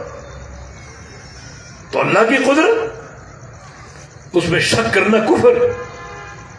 ایک تو یہ گمراہ فرقہ معتزلہ، امام بخاری نے قرآن کی آیت کی حجت پر اکتفا کیا، باقی مناظرہ اور لڑنا جھگڑنا امام بخاری کا موقف ہی نہیں. بڑے بڑے محدثین کا قول، امام مالک رحمہ اللہ فرماتے ہیں کوئی بدعتی آپ کے سامنے ہو، آپ سے بحث کر رہا ہو، آپ نص پیش کر کے کتاب اللہ کی یا سنت رسول اللہ کی، پھر خاموش ہو جائے. حجت قائم ہو چکی، اس کا کام مانے یا نہ مانے. امام بخاری رحمہ اللہ نے بھی قرآن کی آیت پیش کی، اللہ فرما رہا ہے وَنَضَعُ الْمَوَازِينَ الْقِسْطَ، ہم عدل کا میزان قائم کریں گے، قائم ہوگا اور اعمال کو تولے گا. اللہ ہر شے پر قادر. اور بعض نصوص سے اجسام کا وزن بھی ثابت ہے، ان صاحب عمل کو تولا جائے گا. صحیفے تولے جائیں گے جو فرشتوں نے لکھے، صحیفے تو جسم ہے نا، اور صاحب عمل بھی جسم ہے. اجسام کا وزن بھی ثابت ہے کتاب و سنت کے نصوص سے. تو خالی اس عرض کے مسئلے پر میزان کا انکار پرلے درجے کی حماقت اور بیوقوفی. شرعی حقائق کا انکار. دوسرا گمراہ فرقہ جبریہ کا، جو بندے کو تقدیر کے آگے مجبور محض مانتا. ایک فرقہ قدریہ تھا جو تقدیر کا منکر تھا. تقدیر کے جو مختلف مراحل ہیں ان میں پہلا مرحلہ اللہ کا علم سابق ہے. اللہ تعالیٰ ہر شے کو جانتا ہے. جو کام صدیوں بعد ہوگا اللہ کو معلوم، ہزاروں سال بعد ہوگا اللہ کو معلوم. اللہ نے لکھا ہوا ہے، تقدیر میں لکھا ہوا ہے. علم سابق اور کتابت اور مشیت. اور چوتھا مرحلہ یہ کہ جو کچھ ہوگا یہ ہو رہا ہے، وہ نوشتہ ہے تقدیر کے مطابق ہو رہا ہے، کوئی فرق نہیں. جبریہ قدریہ نے تقدیر کا انکار کیا، اور جبریہ نے اس قدر مانا تقدیر کو کہ ہر بندے کو تقدیر کے آگے مجبور محض قرار دے دی. مجبور محض. انسان جو عمل کرتا ہے، جو حرکت کرتا ہے، وہ تقدیر میں لکھی ہوئی ہے. ایک انسان نمازی ہے، اس کا کوئی کمال نہیں، تقدیر میں لکھا ہوا ہے. ایک انسان شرابی ہے، اس کا کوئی گناہ نہیں، تقدیر میں یوں ہی لکھا ہوا ہے. انسان مجبور محض ہے. امام بخاری فرماتا ہے اگر مجبور محض ہے تو حساب کیوں، وزن اعمال کیوں، پھر یہ اعمال کیوں تولے جائیں گے؟ جبریہ کا رد. پھر حساب کیوں ہے؟ لحساب یوم القیامہ، عدل کا میزان قائم کریں گے قیامت کا حساب لینے کے. کیسا حساب؟ اعمال کی دو حیثیتیں، ایک عددی حیثیت ہے اعمال کی گنتی، اور ایک حیثیت اس کی کیفیت کی، اس کے معیار کی. دونوں مطلوب ہیں نا. عمل بھی مطلوب ہے اور عمل کے دو معیار مطلوب ہیں. دو معیار. محدثین نے دو حدیثوں کا ذکر کیا ہے اور دونوں حدیثوں کو دین کی برہان کہا ہے. ایک ظاہری برہان، ایک باطنی برہان. باطنی برہان صحیح بخاری کی پہلی حدیث انما الاعمال بالنیات. جو عمل نیت سے خالی ہے، اخلاص سے خالی، وہ قابل قبول نہیں. اور ظاہری برہان صحیح مسلم کی حدیث من عمل عملا لیس علیہ امرنا فہو رد. جس بندے نے ایسا عمل کیا جس پہ ہمارا ٹھپا نہ ہو، وہ مردود ہے، وہ مردود. یہ دو شرطیں عمل کی، عمل کی صحت کے لیے اور عمل کے قابل قبول ہونے کے لیے. باطنی اور ظاہری برہان. باطنی برہان اخلاص نیت، اور ظاہری برہان سنت کی مطابقت. اب قیامت کا حساب عمل کی گنتی تک محدود نہیں ہے. یہ دو چیزیں بھی دیکھی جائیں گی. عمل تو ہے، بے تحاشا تعداد ہے. ان اناس من امتی یاتون یوم القیامہ باعمال کامثال جبال تہامہ. بہت سے لوگ آئیں گے اور ان کی نیکیاں تہامہ پہاڑی سلسلے کے برابر ہوں. جیسے مری کا پہاڑی سلسلہ، کشمیر کا پہاڑی سلسلہ، ایک چوٹی پھر دوسری پھر تیسری پھر چوتھی. بعض لوگ آئیں گے اس طرح ان کے اعمال ہوں. چوٹیاں کھڑی ہیں پہاڑوں کی، ان کی نیکیاں. اللہ کیا کرے گا؟ یجعلہ اللہ حبابا منثورا. اللہ ان ساری نیکیوں کو ذرے بنا کر بکھیر دے گا، سب ضائع برباد. ان نیکیوں میں اخلاص نہیں، اخلاص نیت نہیں. یہ بندہ کون ہے؟ یہ بندہ وہ جو گھر سے نکلتا تو پارسا بن جاتا، اپنے آپ کو متقی ظاہر کرتا، اور جب خالی ہوتا خلوت میں تو اللہ کی حدوں کو پامال کرتا، چن چن کر گناہ کرتا۔ مانا اس کو لوگ بھی دیکھتے ہیں، اللہ بھی دیکھتے ہیں۔ جب لوگ دیکھ رہے ہیں اچھا روپ پیش کر رہے ہیں، پارسائی کا، تقویٰ کا، زہد کا، اور جب کوئی نہیں دیکھ رہا صرف اللہ دیکھ رہا ہے تو گندا روپ، گناہ کرتا ہے، اللہ کی حدوں کو پامال کرتا ہے اور چن چن کر گناہ کرتا ہے۔ ابن قیم رحم اللہ کی تعبیر کے مطابق یا من جعلت اللہ، یا من جعلت اللہ، اے شخص تجھ پر افسوس، یا من جعلت اللہ احون الناظرین الیک، احون الناظرین، اے انسان کیا ہے تو نے اللہ کو، جتنے تجھے دیکھ رہے ہیں، باپ دیکھ رہا ہے، بھائی دیکھ رہا ہے، پڑوسی دیکھ رہے ہیں، لوگ دیکھ رہے ہیں، اللہ بھی دیکھ رہا ہے، تو نے سب سے گھٹیا اللہ کو سمجھا۔ دنیا دیکھ رہی ہے تو پارسا بنے ہوئے، اور دنیا نہیں دیکھ رہی، صرف اللہ دیکھ رہا ہے تو گناہ کر رہا ہے۔ ان اعمال کی کیا ضرورت ہے؟ اللہ ذرے بنا کر ان چوٹیوں کو بکھیر دے گا، کوئی فائدہ نہیں۔ یہ دو شرطیں ساتھ ضروری ہیں۔ تو عمل کی گنتی بھی مطلوب ہے، عمل کا معیار بھی مطلوب ہے۔ عمل گنے جائیں گے، نمازیں 5 فرض پوری کرو، زکوٰۃ 2.5% فرض کی پوری کرو، 1 پیسے کی زکوٰۃ نکالو اس کی، روزے 30-29 فرض تھے پورے کرو، اعمال کی گنتی۔ کچھ لوگ یہی گر جائیں گے، ان کی نمازیں پوری نہیں، ان کے روزے پورے نہیں، ان کی زکوٰۃ پوری نہیں، یہی وہ گر جائیں گے، برباد ہو جائیں گے۔ اور کچھ لوگوں کے اعمال پورے ہوں گے، نمازیں پوری ہیں، بلکہ نوافل، تہجد، اشراق، ضحیٰ سب کا اہتمام کیا، نمازیں پوری ہیں، روزے بھی پورے ہیں، زکوٰۃ بھی پوری ہے، تو اس کا حساب کافی ہو گیا؟ نہیں، آگے بڑھو، آگے بڑھو، آگے میزان ہے، ترازو، وَنَضَعُ الْمَوَازِينَ الْقِسْطَ لِيَوْمِ الْقِيَامَةِ، ہم قیامت کے حساب کے لیے عدل کا میزان بھی قائم کریں گے۔ یہ میزان کیوں ہوگا؟ یہ میزان ہوگا اعمال کے معیار کے حساب کا۔ گنتی ہو چکی، ٹھیک ہے، عمل پورے ہیں، اب اس کا معیار چیک کرو، اس لیے عمل کس نیت سے کیے، اخلاص کے ساتھ یا ریاکاری کے ساتھ؟ افلا يعلم اذا بعثر ما في القبور وحصل ما في الصدور، انسان یہ بڑا خوفناک مقام ہے، تو جانتا نہیں اپنی قبر سے اٹھایا جائے گا اور پھر تیرے سینے کے راز نکالے جائیں۔ دعویٰ تیرا یہ ہے میں نے 20 حج کر رکھے، 30 حج کر رکھے، اتنا کافی نہیں ہے ہمارے یہاں۔ اخروی حساب کے لیے 20 حج کر لو، 30 کر لو، 40 50 کر لو، یہ کافی نہیں۔ سینے کا راز نکالو، اس نے حج کس نیت سے کیا، اخلاص نیت کے ساتھ یا ریاکاری کے ساتھ؟ دنیا الحاج کہے، حاجی صاحب کہیں، دنیا تعریفیں کرے، کیا اس کی نیت تھی؟ نیت اخلاص کی تھی، اللہ قبول کر لے گا، اللہ راضی ہو جائے گا۔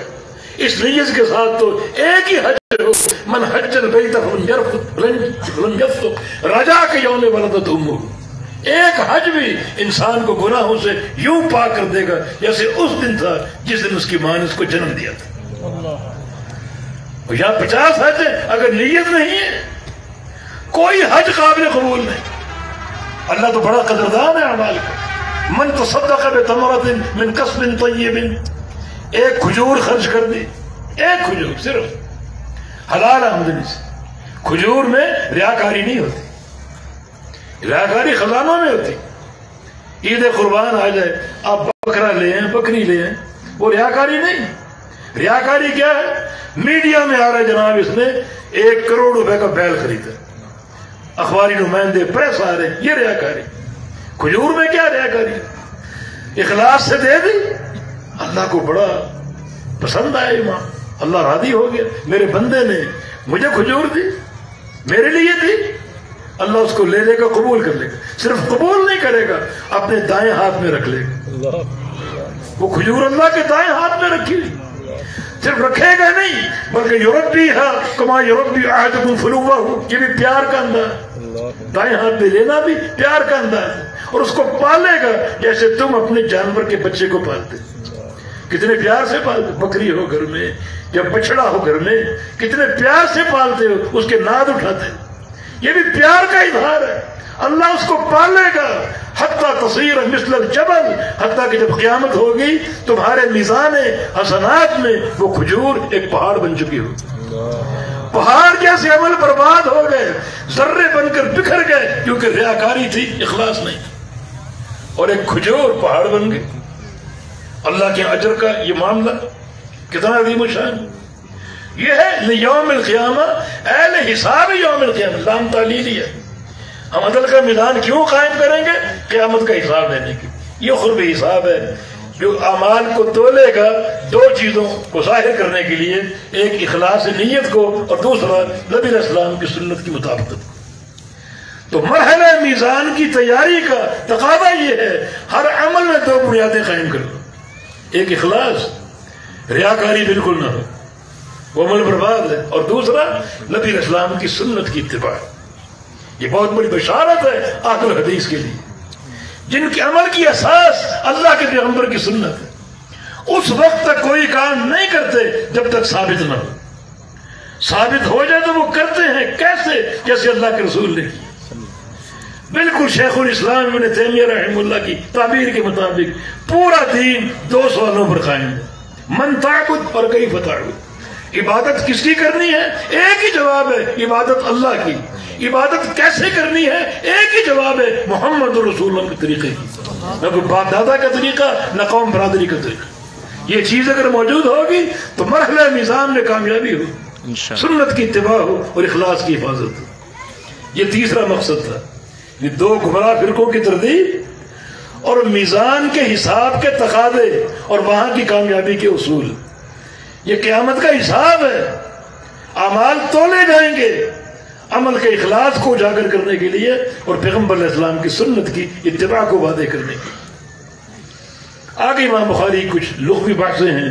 القسطاس فرمایا کہ رومی زبان کا لفظ یہ عدل کے معنی میں، مجاہد کا قول بہت مفسر تھے، اشارہ قرآن کی آیت کی طرف ہے، وزنوا بالقسطاس المستقیم۔ یہ علماء کے دو قول ہیں، بعض کہتے ہیں رومی زبان کا لفظ ہے اور یہ معرب ہو کے عربی میں داخل ہو گیا، بعض کہتے ہیں توافق اللغتین، بعض کہتے ہیں ایک لفظ دونوں زبان میں مشترک ہوتا ہے۔ تو رومی میں بھی ہے جسٹس کا لفظ استعمال کرتے ہیں، عربی میں بھی قسطاس کا لفظ۔ بار کہ زیادہ راجح قول یہی ہے کہ یہ توافق اللغتین، رومی زبان کا بھی ہے، عربی کا بھی۔ آگے ایک اور لغوی مسئلہ، وَيُقَالُ الْقِسْطُ مَصْدَرُ الْمُقْسِطِ وَهُوَ الْعَادِلُ وَأَمَّا الْقَاسِطُ فَهُوَ الْجَانِبُ۔ اس کا خلاصہ یہ ہے کہ ایک اقسط اقساطا و قسطا اور ایک قاسط قسطا و قسطا۔ اقسط باب ثلاثی مزید تھی، باب افعال ہے، اور قاسط باب ثلاثی مجرد کا۔ اقسط قسطا کا معنی عدل ہے، اور اقسط قسطا ہو تو یہ مصدر بحذف زوائد ہے، اصل مصدر اقساط ہے، اقسط اقساطا و قسطا، مصدر ثانی بحذف زوائد، قدر یقدر تقدیرا و قدر، یہ قدر مصدر ثانی، حقیقی مصدر تقدیر بحذف زوائد، تو پھر یہ عدل کے معنی ہے۔ اور اگر ثلاثی مجرد کا باب ہو، قاصد قسطا و قسطا ظلم کے معنی، وَأَمَّا الْقَاسِطُونَ فَكَانُوا لِجَهَنَّمَ حَطَبًا، یعنی قاصد جہنم کا ایندھن ہوگی، اور ان اللہ يحب المقسطین، اللہ مقسطین سے محبت کرتا ہے۔ اور اس کی علمی توجہ یہ ہے کہ باب افعال جو ہے اس کی خاصیت ہے اعطاء ماخذ، فضول ایک بری اٹھائیں، اس کی خاصیت اعطاء ماخذ دے دینا، اقصدہ اعطاہ قسطہ اعطاء، یہ عدل ہے۔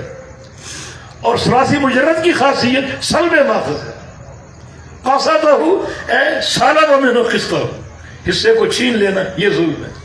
اقصد اقساطا کا معنی عدل ہے، اور قصد قسطا کا معنی اور قسطا وہ معنی ظلم ہے۔ توجیہ واضح ہو گئی۔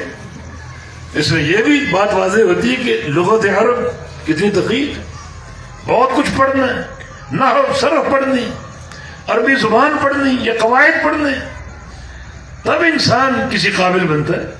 یہ نہیں کہ دو حرف پڑھ لیے اور مفتی بن گئے۔ یہ آج بہت بڑا ظلم ہے اس دین کے ساتھ، ایسے ایسے دعات کھڑے ہیں، اور قرب قیامت کی سب سے بڑی علامت یہی ہے، اور سب سے بڑا فتنہ بھی یہی۔ صحابہ نے پوچھا صحیح بخاری کی حدیث، ہم شر میں تھے، اللہ نے آپ کو بھیجا خیر آگے، اس خیر کے بعد شر ہوگی؟ فرمایا ہوگی. اس شر کے بعد خیر ہوگی؟ فرمایا ہوگی.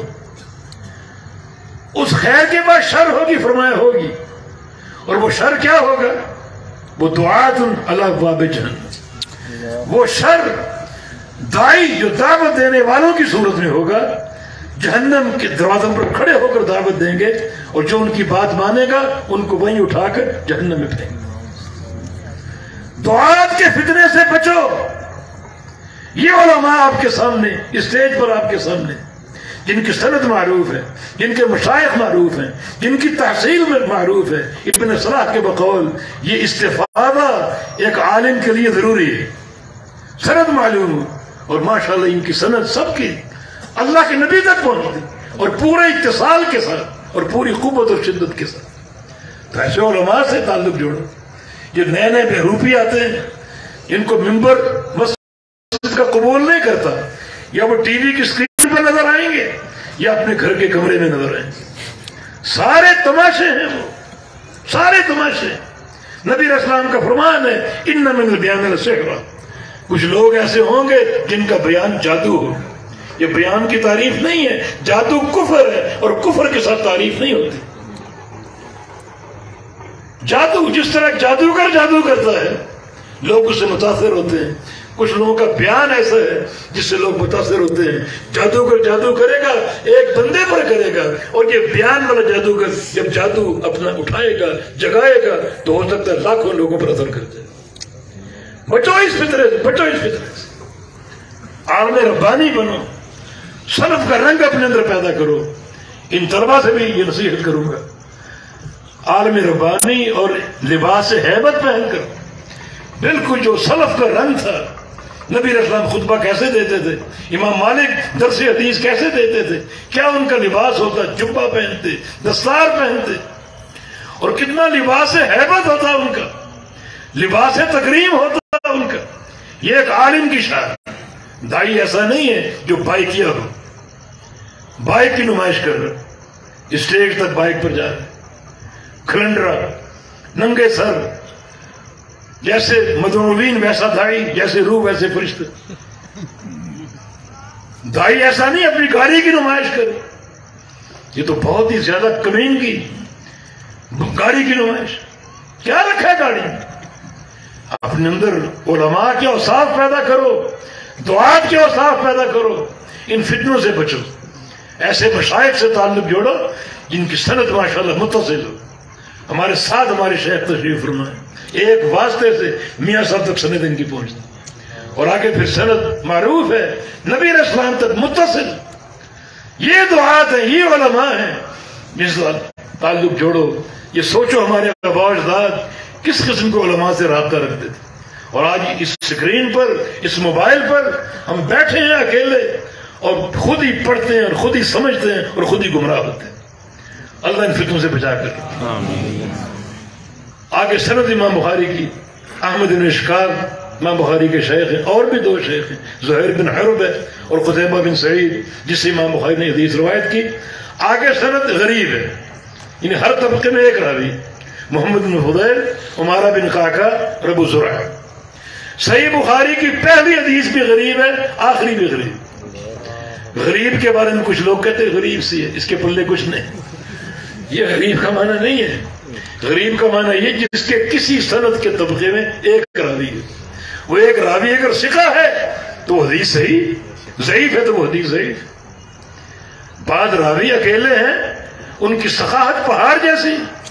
امام مسلم فرماتے ہیں کہ امام زہری رحمہ اللہ نے 90 حدیثیں روایت کی، وہ ساری فرد ہے.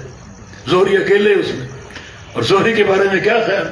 ان کی ثقاہت، جلالت ایک پہاڑ جیسی، تو وہ حدیث صحیح ہے. اب وہ ایک راوی اگر ضعیف ہے تو پھر ضعیف. یہ غریب کا معنی.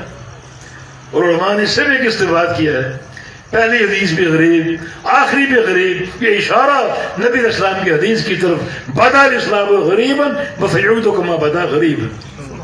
اسلام غربت سے شروع ہوا، اسی غربت پر لوٹے گا. وہ غربت کیا تھی؟ آپ سے پوچھا گیا من اتبعك على هذا الامر قال حر وعبد. صرف دو. یہ غربت ہے، اپنے چچے، اپنے تائے، رشتہ دار، وہ بھی محال ہے. ایک آزاد اور ایک غلام، ابو بکر صدیق بیال حبش. یہ اسلام کا آغاز ہے.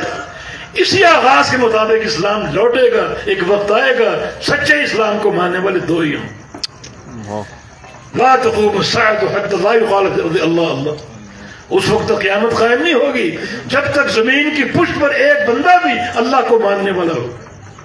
اور جب وہ بھی چلا جائے گا تو اللہ فرمائے گا اب اس دنیا کی کوئی ضرورت نہیں. آسمان گر جائیں گے، زمینیں، پہاڑ، چاند، ستارے، سورج سب تو اوپر آتے. سورج کا نکلنا، طلوع ہونا، غروب ہونا ایک موحد کی خاطر تھا.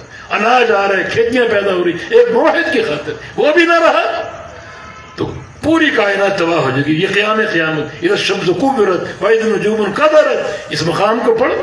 نبی علیہ السلام کا فرمان ہے اگر قیامت کا وقوع چاہتے ہو اور قیامت کا چہرہ دیکھنا چاہتے ہو تو سورہ انفطار ہے اور سورہ تکویر ہے اور سورہ انشقاق ہے. یہ پڑھو. یہ ساری صورتیں قیامت کا چہرہ آپ کے سامنے پیش کریں. ابو ہریرہ اس حدیث کے راوی رضی اللہ عنہ، صحابی رسول، یمن سے آئے تھے، آ کے اسلام قبول کیا اور پھر دوبارہ اپنی قوم کی طرف جھانک کر نہیں دیکھا. یمن گئے ہی نہیں. پورا وقت اللہ کے پیغمبر کے قدموں میں گزارا. حدیثوں کے سماع کا شوق تھا اور خود نبی علیہ السلام نے گواہی دی لما رأیت من حرص قائد الحدیث. ابو ہریرہ تم حدیث کے بڑے حریص، حدیث کے بڑے خواہش مند ہو. اور واقعی 3 4 دن کھانا نہیں کھاتے تھے، بھوک برداشت کرتے تاکہ نبی علیہ السلام کی کوئی حدیث مجھ سے مس نہ ہو. آپ گھر ہوتے، آپ کی چوکھٹ پر ایک لگائے سر رکھے لیٹے رہتے. گھر سے کوئی بات آئے، نبی کی تو پوری بات دین ہے. گھر کے اندر بات کرے، گھر سے باہر بات کرے، سب دین ہے. نبی بات کرے وہ بھی دین ہے، خاموشی اختیار کرے وہ بھی دین ہے. حتیٰ کہ نبی اپنے لحاظ میں اپنی بیوی کے ساتھ کو بات کرے وہ بھی دین. کئی بار وحی آپ کے لحاظ میں اتری. ہر حالت دین، خوشی بھی دین، غمی بھی دین. یہ ابو ہریرہ رضی اللہ عنہ ہمارے مسلک کی حقانیت کا نشان.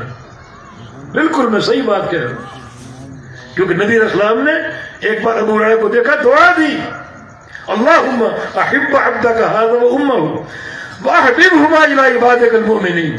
یا اللہ اس بندے سے محبت کر. کس سے؟ ابو ہریرہ سے. اور اس کی والدہ سے محبت کر اور ان دونوں کو اپنے مومن بندوں کا محبوب بنا دے.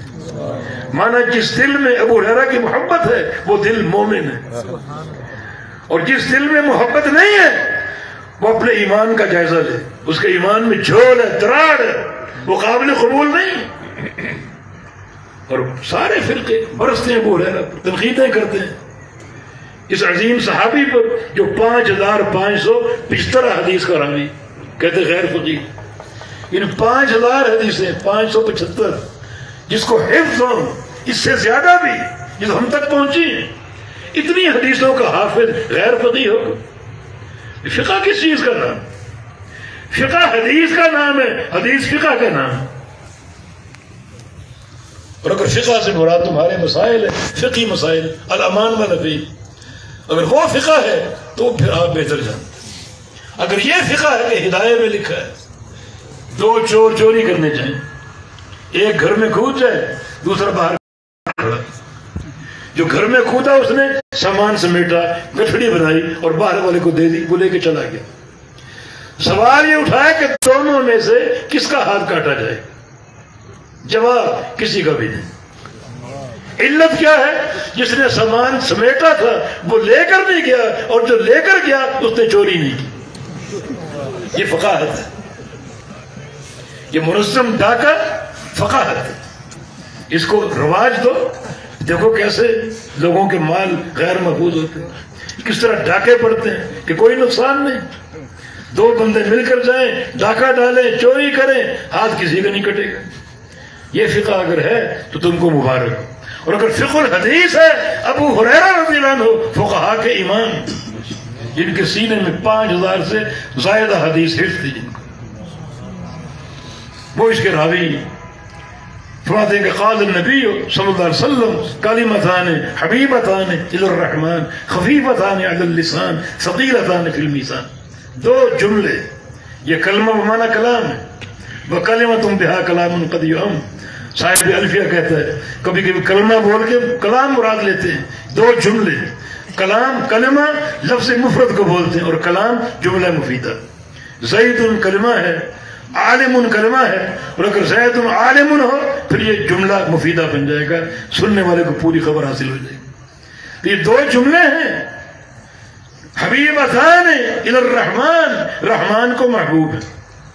چونکہ یہ کتاب التوحید اسماء و صفات کی توحید ہے تو کوئی باب اللہ کے اسماء و صفات سے خالی نہیں. اس جملے میں رب تعالیٰ کی 3 صفات ہیں، صفت کلام، صفت محبت اور صفت رحمت. کلمتان، اللہ نے کلام کیا ہے، اللہ کا کلام ثابت ہو رہا ہے، اور حبیبتان، اللہ محبت کرتا ہے، صفت محبت سے متصف ہے. الی الرحمن، اس کا نام رحمان ہے اور رحمان میں رحمت کی صفت موجود ہے. یہ صفات کا اس بات ہے، ہمارا ایمان ہے. اس پر تفصیلی بات ہو سکتی ہے، جو متابعین کی تعویلیں، محدثین کا رد اور سلف کی باتیں بڑی مبارک اور نورانی تفصیلی باتیں ہو سکتی ہیں، مگر یہ وقت نہیں.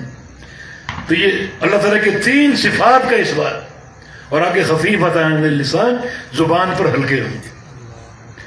ہلکے کا معنی پھر پڑھو کثرت سے، کیوں نہیں پڑھتے؟ چلتے پھرتے پڑھو. ہلکے کا ایک اور معنی ہے، بچوں کی زبان ہلکی ہوتی ہے، بھاری الفاظ استعمال نہیں کر سکتی، وہ انہیں یاد کراؤ. یہ ہلکے الفاظ ہیں، کہہ دو سبحان اللہ و بحمدہ، سبحان اللہ العظیم. کوئی اشکال ہے؟ کوئی شکل ہے؟ ہلکے تو زبان پر ہلکے. اور ثقیلتان فی المیزان، یہ امام بخاری کا استدلال. میزان میں بھاری ہوں گے، فی المیزان سے میزان کا اس بات ہے، اور ثقیلتان سے وزن کا اس بات ہے. بھاری ہوں گے، وزن بھی ثابت ہو گیا، میزان بھی ثابت ہو گیا. سبحان اللہ و بحمدہ، سبحان اللہ العظیم. سبحان اللہ پر ہم نے بات کی کافی، و بحمدہ پر بھی کی. تو سبحان اللہ کلمہ تنزیہ ہے، اللہ ہر عیب سے پاک ہے. و بحمدہ میں اس بات ہے اللہ تعالیٰ کے لیے پیارے پیارے نام، پیاری پیاری صفات، پیارے پیارے افعال، اور سارے کے سارے کمال ہے. کیونکہ اس کے لیے کمال ہے، کمال مطلق. تو یہ کمال مطلق اس کے لیے حمد مطلق کو ثابت کرتا ہے. ہر قسم کی تعریف اللہ کے لیے، کسی اور کے لیے نہیں. انسان اگر کسی تعریف کا مستحق ہے تو اس کی عطا کرتا ہے، وہ ایک عارضی ہے. حقیقی تعریف اللہ کے لیے، ہر تعریف اور ثنا کا مالک ہے، اس کے لیے مطلق کمال ہے، تو مطلق حمد و ثنا بھی ہے. تو اللہ تعالیٰ ہمیں اس پر عمل کی توفیق عطا فرما دے. اللہ تعالیٰ ہمارے عقیدے درست کر دے. یا اللہ توحید کے نور سے مالا مال فرما، ہمارے باطن کو اخلاص سے بھر دے، ہمارے ظاہر کو اپنے پیارے پیغمبر کی سنت کے نور سے منور فرما دے. اللہ ان اداروں کو قائم رکھے، ان مدارس کو قائم رکھے. یہ ادارے یہ مدارس منارہ نور ہے، حفاظت کے قلعے ہیں. لوگوں ان مدارس میں پناہ گاہ تلاش کرو، اپنی ان علماء کے پیچھے چھپ جاؤ، اپنے آپ کو چھپاؤ، فتنوں سے بچاؤ. حسن بصری کا قول ہے، الفتنہ اذا اقبلت عرفها كل عالم واذا ادبرت عرفها كل جاہل. جب فتنہ آتا ہے علماء پہچان لیتے ہیں، جاہل نہیں پہچانتے. تو علماء کے ساتھ رہو تاکہ ان کے ساتھ ساتھ تمہیں بھی فتنوں کی معرفت ہو. کیونکہ فتنہ کا آزمائش، بڑی آزمائش. فتنے کا لغوی معنی سونے کو آگ میں ڈالنا، اس کے کھوٹ کو الگ کر دینا، کھرے پن کو الگ کر دینا. معنی جب فتنہ آتا ہے کچھ لوگ کھرا سونا بن جاتے ہیں اور کچھ لوگ کھوٹ بن جاتے ہیں. اگر کھوٹ سے بچنا ہے، کیونکہ نبی علیہ السلام کی حدیث ہے، ایو قلب انکرہا نکتت فیہ نکتۃ سوداء و ایو قلب اشربہا نکتت فیہ نکتۃ سوداء.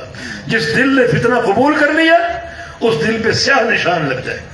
دوسرا فتنہ قبول کیا، دوسرا نشان، حتیٰ کہ دل سیاہ ہو جائے گا، حتیٰ کلکوز سارا کلکوز مجقیا، الٹے گلاس کی مانند ہو جائے گا. وہ دل الٹے گلاس کی مانند. سمجھو یہاں کیا پیغام، الٹا گلاس. کیوں یہ تشبیہ دی؟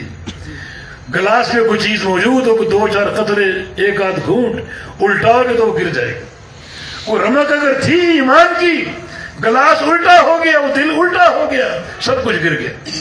اور جب وہ الٹا ہے اب اس میں کوئی پانی داخل نہیں ہو سکتا، کوئی دودھ داخل نہیں ہو سکتا. اب اس دل میں ایمان داخل نہیں ہوگا، تقویٰ داخل نہیں ہوگا، کیونکہ یہ دل فتنہ قبول کر چکے. تو فتنوں کی معرفت ہونی چاہیے. علماء کے ساتھ رہو، ان کی صحبت اختیار کرو، ان سے محبت کرو، ان پر ترقی دینا کرو. اقول قولی هذا واستغفر الله لي ولكم واخر دعوانا ان الحمد لله رب